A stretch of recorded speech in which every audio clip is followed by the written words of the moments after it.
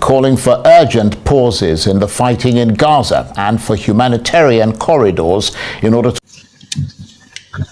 Hamas deny hospital being used, and now they have called for resolution between Israel and Hamas. Let's hear the full details.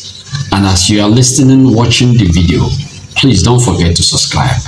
Touch the like button. Share it. Drop your own opinion about what is going on. Let's go there. Calling for urgent pauses in the fighting in Gaza and for humanitarian corridors in order to allow aid in. Nearly 6 weeks into Israel's bombing of the Strip, diplomats were able to find common ground by focusing on the plight of Palestinian children.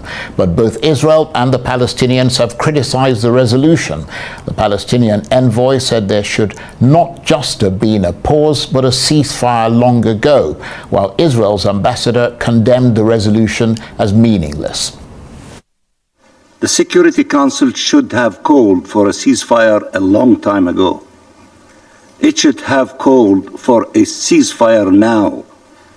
It should have heeded the call by the UN and every humanitarian organization on earth calling for a humanitarian ceasefire, including the Secretary General of the United Nations. It should have been convinced that there is no military solution, especially one that relies on the commission of atrocities, and it should have advanced political ones. This Council has just adopted a resolution that is regretfully detached from the reality on the ground.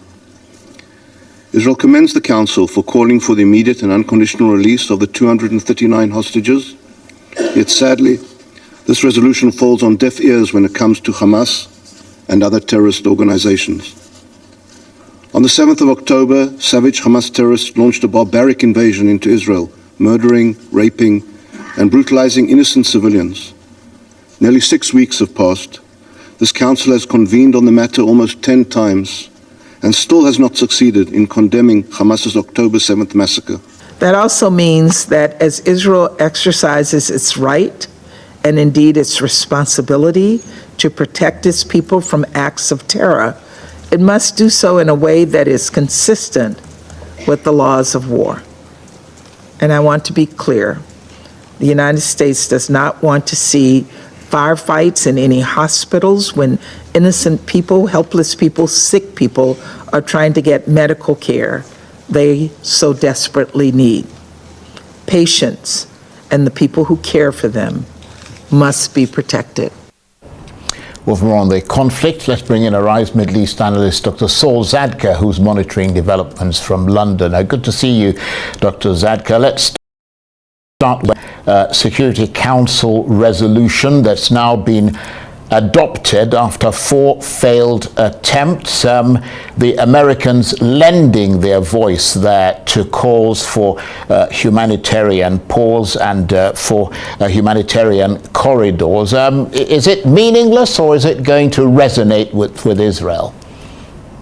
It is obviously directed at the efforts that are being made to release the hostages, because opening or creating humanitarian corridor would definitely help to release the hostages or maybe accelerate the negotiation between all the protagonists, the Americans, the Israelis, the Qataris, and Hamas, of course. Hamas, in my opinion, is stalling the process because of the Israelis' activities around Shifa Hospital, and that's why we did not hear about any development about how and how many hostages are going to be released.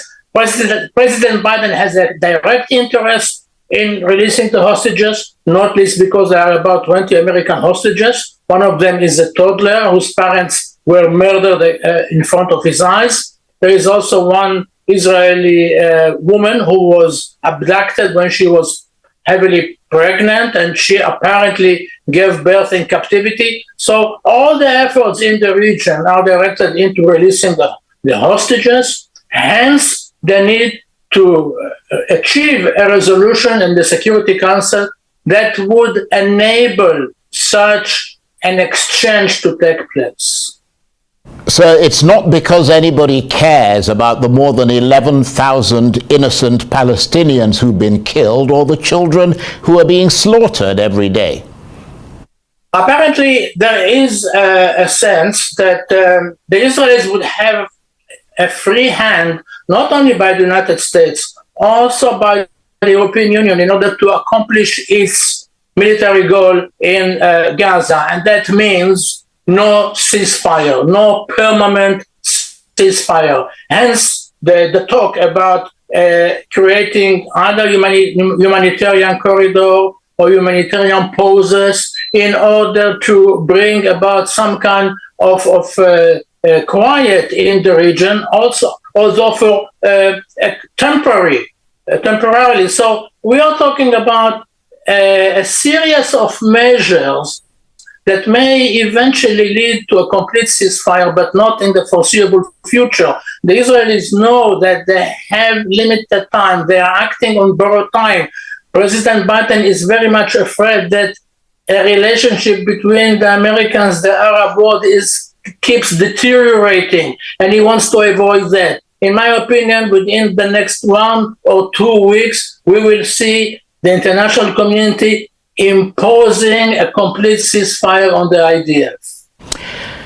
And from what you're hearing, is there now conclusive evidence to suggest that Hamas has a command center under the Al-Shifa hospital? No, not yet. It could be that such a headquarters would never be found.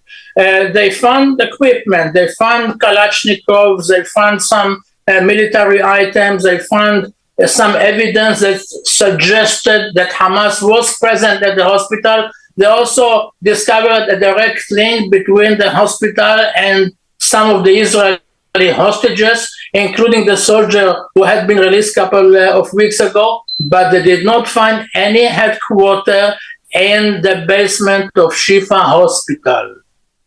So, I mean, what are some of the difficulties, Dr. Zadka, that Israeli troops will be facing as they try to dismantle Hamas, who are using tunnels as a form of defense? I mean, what will be the operational complexity of trying to eliminate such a massive subterranean structure and such an invisible, unpredictable threat? The so-called metro system in Gaza Strip is the strength of Hamas, and Hamas is definitely benefiting from the fact that they have hostages. Hence, the fact that Hamas is not in a hurry to release all of them. The Israelis can claim that they managed to have a complete control of Gaza, at least in the north side of the ground. As we reported yesterday, now they are trying to evacuate the Palestinian population for 4 in the south. That means that they are going to the other side of the strip in the next couple of days. However, most of the tunnels are still intact. Even if the Israelis killed thousands of Hamas members, they still have the task of neutralizing the tunnels. That means trying to overcome the booby traps that Hamas will set for the Israeli soldiers, which means really that the fighting in Gaza would not be over within the next few weeks. It may take maybe a year in order to flush out all the Hamas people from the tunnels in Gaza. Thank you very much, Dr. Zadka.